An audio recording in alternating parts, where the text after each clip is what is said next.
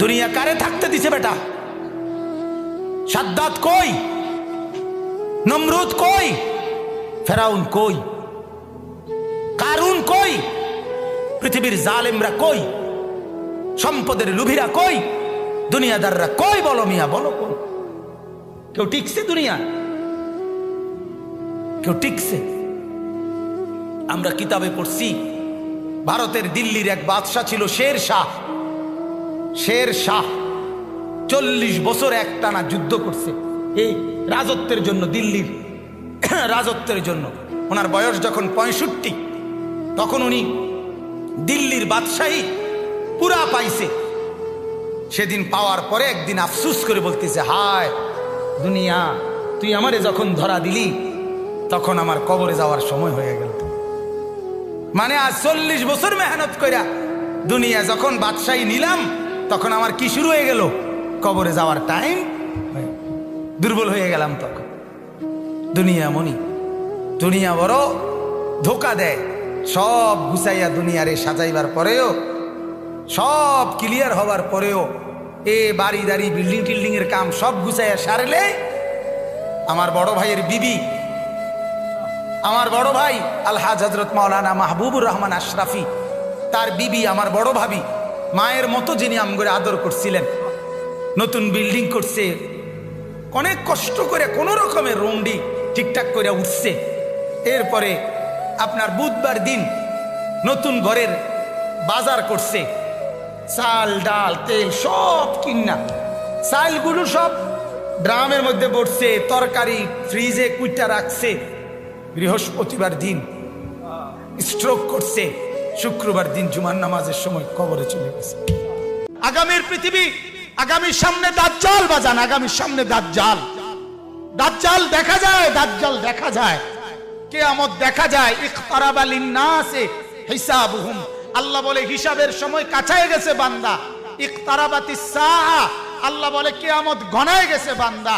আরে যিনি বানানেওয়ালা তিনি বলতেছে, ও আমার বান্দা, আমি না বলছি এই নবী শেষ নবী, এই কিতাব শেষ কিতাব, এই দিন শেষ ধর্ম, আর দিতাম না রে। এরপরে তো আমার সংসার আমি গুছাই এলাম, তাহলে কিসের অপেক্ষা করছেন? আল্লাহ যখন বলবে এই জাহান্নামী, আর কোনো কথা বলতে পারবি না, সাথে সাথে জাহান্নামের আযাবের, জাহান্নামীর গলার আওয়াজ, কথার শব্দ বন্ধ হয়ে যাবে। এরপরে আর কোনো শব্দ জাহান্নামী উচ্চারণ করতে পারবে না। আরো জঘন্য কথা আছে, তাফসীরে মারিফুল কোরআন লিখছে, বিশ্বাস করেন সেদিন কিয়ামতের দিন তোমাদের পুরা জিন্দেগীর আমল ওজন হবে।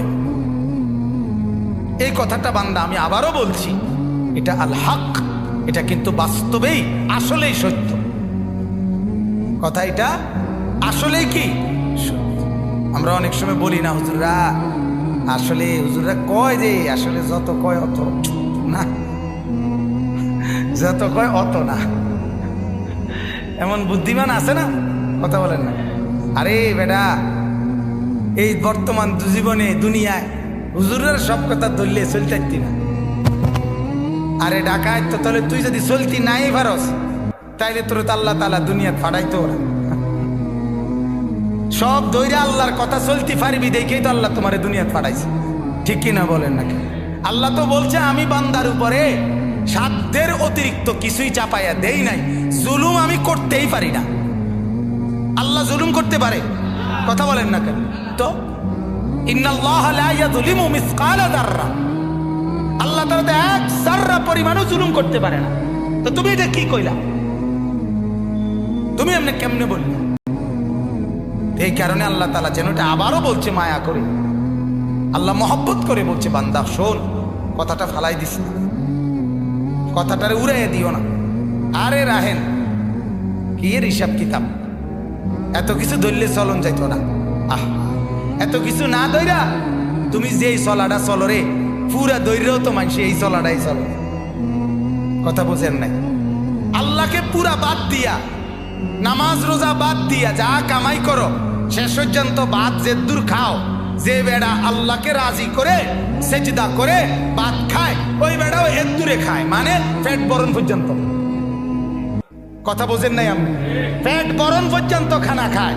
আর পেট ভরা এটা এমন একটা সুন্দর সিস্টেম, আল্লাহ তাআলা বানাইছে, এটা ডাল দিয়ে খানা শুরু করলো, কিছুক্ষণের মধ্যে পেটে জানায়া দেয় আল্লাহ একদম না ভরে গেছে। গোস্ত দিয়ে খাইতে বইলো, পেটা কিছুক্ষণ পরেই জানায়া দেয় দোস্ত আর লাগবে না, হাত দিয়ে লাও। পাকিস্তানের হযরত মাওলানা সৈয়দ আব্দুল মজিদ নদীম সাহেব রহমতুল্লাহ আলাইহি বলতেন যে এক ভেগে যাওয়া সন্তান মাকে ত্যাগ করে, বাবাকে ত্যাগ করে যেই সন্তান চলে গেছিল, 4 বছর পরে 10 বছর পরে 10 বছর পরে সেই সন্তান যদি মার কাছে ফিরে আসে আর চোখের পানি ছেড়ে দিয়া বলে মা মাফ করে দাও, আমি ভুল করে ফেলছি, সৈয়দ আব্দুল মজিদ নদীম সাহেব বলতেন যে ওই মা ওই সন্তানকে মাফ করতে যদ্দূর দেরি করবে, 90 বছরের ভেগে যাওয়া বান্দা আল্লাহর নাফরমানি করার পরেও 90 বছর পরে যদি একত্রে একদিন এক রাত গভীরে আল্লাহর কাছে চোখের পানি একবার ছেড়ে দেয়, আল্লাহ তাআলা ওই মার আগে রব্বুল আলামিন তাকে মাফ করে দিন। এমন যিনি, তার নাম আল্লাহ। এক পিঁপড়া সামান্যটুকু খাবার খায়, হ্যাঁ, কিন্তু এরপরও সে জমা করে রাখে। এক হাতি 250 কেজি খাবার প্রতিদিন খায়, একদিন 90 লিটার পানি প্রতিদিন খায়। উনি বলছেন কিন্তু কোনদিন হাতি সে পরবর্তী বেলার খাবার কান্দে কইরা তার কাছে নিয়ে আসে না, সে এরপরে প্রতিদিন মাওলার উপরে তাওয়াক্কুল করে থাকে। রব্বুল আলামিন 250 কেজি খাবার প্রতিদিন তার কাছে পৌঁছায় দেয়। হযরত বলেন এক সাগরের তিমি এক লোকমায় যেই খাবার খায়, এক লোকমা 200 শক্ত সামর্থ্য জোয়ান যুবক গোস্ত ভাত খাইয়া একবারে যা খাবে, এই সাগরের তিমি এক লোকমায় তার চাইতে বেশি খাবার খায়। সাগরে কত লক্ষ তিমি, কি পরিমাণ খাবার মালিক সরবরাহ করতেছে, তাইলে তুমি কেন এত পেরেশান হয়ে গেলা? তুমি কেন পেরেশান হয়ে গেল? ছেলেটাকেও কামে লাগাই দিলা, মেয়েটাকেও কামে লাগাই দিলা, ফুতের বউরও কামে লাগাই দিলা, নিজেও কামে লাগাই দিলা। কেউ কাউরে জিজ্ঞাসা করো না কিরে বাবা তোমার নামাজ পড়ো না কেন? স্বামী স্ত্রীকে বলে না, স্ত্রী স্বামীকে বলে না, বাবা মা সন্তানকে বলে না, সন্তানাদি বাবা মার ফিকির করে না, কারো কোনো ফিকির আখিরাতের নাই। সাগরে কত লক্ষ তিমি, কি পরিমাণ খাবার মালিক সরবরাহ করতেছে, তাইলে তুমি কেন এত পেরেশান হয়ে গেলা? তুমি কেন পেরেশান হয়ে গেল? ছেলেটাকেও কামে লাগাই দিলা, মেয়েটাকেও কামে লাগাই দিলা, ফুতের বউরও কামে লাগাই দিলা, নিজেও কামে লাগাই দিলা।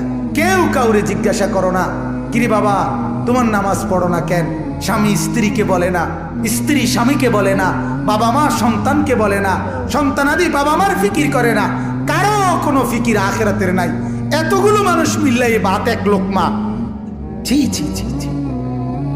অথচ রব্বুল আলামিন যেটা বললেন যে আমি একমাত্র মুখাপেক্ষী, আমার কাছে সবকিছু মজুদ আছে, তুই বান্দা চাইলে তুই একজন না, লাউ আন্না আউওয়ালাকুম ওয়া আখিরাকুম ওয়া ইনসাকুম ওয়া জিন্নাকুম ওয়া যুকুরাকুম ওয়া উনুসাকুম, আল্লাহ বলে তোদের প্রথম ব্যক্তি, শেষ ব্যক্তি, পৃথিবীর শুরু এবং শেষ সব লোক যদি একত্রিত হয়, পুরুষরাও নারীরাও ছোটরাও বড়রাও মানুষরাও জিনরাও যদি একই মাঠে জমা হয়ে আমার কাছে যার যা লাগবে তা চায়, আল্লাহ বলেন লা আতাইতু কুল্লা ওয়াহিদিন মাসআলাতাহু, সবার চাওয়া আমি ওইখানে রাখকেই পূরণ করে দেব। মা নাফিদাত মিন খাজাইনি শাইউন, আমার ভান্ডার থেকে এক ফোঁটাও কমবে না। এমন যিনি তিনি আল্লাহ। তাকে ছেড়ে কোথায় দৌড়াচ্ছেন? আল্লাহকে ছেড়ে কোথায় যাচ্ছেন? আল্লাহকে ছেড়ে কোথায় গেলেন? যুবক আল্লাহকে ছেড়ে কোথায় গেলা? নামাজ না পড়ে নর্তকী দেখে লাভ কি হয়েছে পর্যন্ত বলো না একবার।